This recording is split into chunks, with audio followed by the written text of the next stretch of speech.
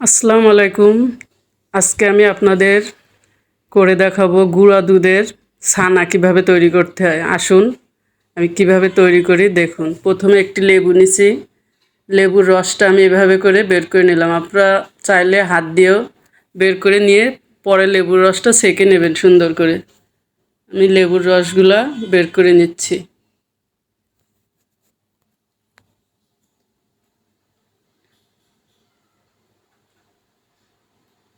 আমার লেবুর রস বের করা শেষ।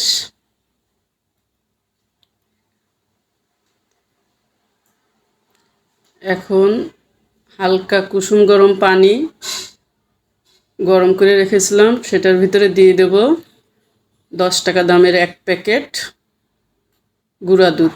আপনারা যে কোনো ব্র্যান্ডের নিতে পারেন, সমস্যা নাই। দুধটার ভিতরে দিয়ে দিলাম, দিয়ে সুন্দর করে নেড়ে চেড়ে মিক্সড করে নিতে হবে।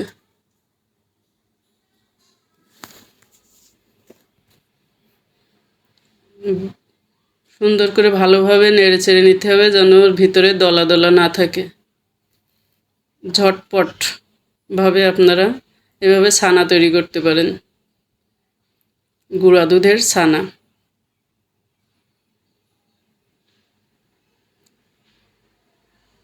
আমি এটা ভালো করে নিচ্ছি যেন কোথাও দলা না থাকে।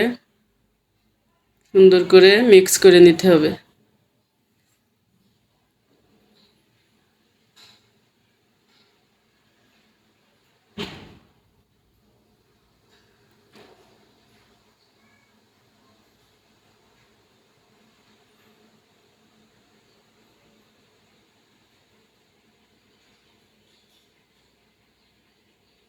আমার দুধটা সুন্দর করে মিক্স করে নেওয়া হয়ে গেছে।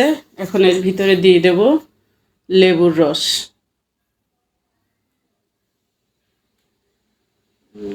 লেবুর রসটা, একটা লেবুর রস ফুলটাই দিয়ে দেব। দিয়ে হালকা করে নাড়াচাড়া করবেন। হালকা করে নাড়াচাড়া করে নিলাম। দেখুন আমার ছানা অলরেডি দেখা যাচ্ছে। দেখছেন কত সুন্দর ছানা হয়ে গেছে। এটা একটু কিছু সময় এরকম নাড়াচাড়া করে পরে ছেঁকে নেব। দেখেন কি সুন্দর ছানা হয়ে গেছে। আমি অল্প দুধ দিয়ে দেখাইলাম, আপনাদের দরকার হলে বেশি দুধ দিয়ে আপনারা করে নিতে পারবেন।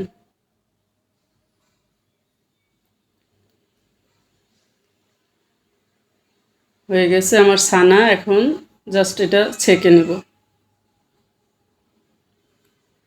দেখেন কত সুন্দর ছানা পড়ছে। এই যে দেখেন কত ঝরঝরে ছানা হয়েছে আমার।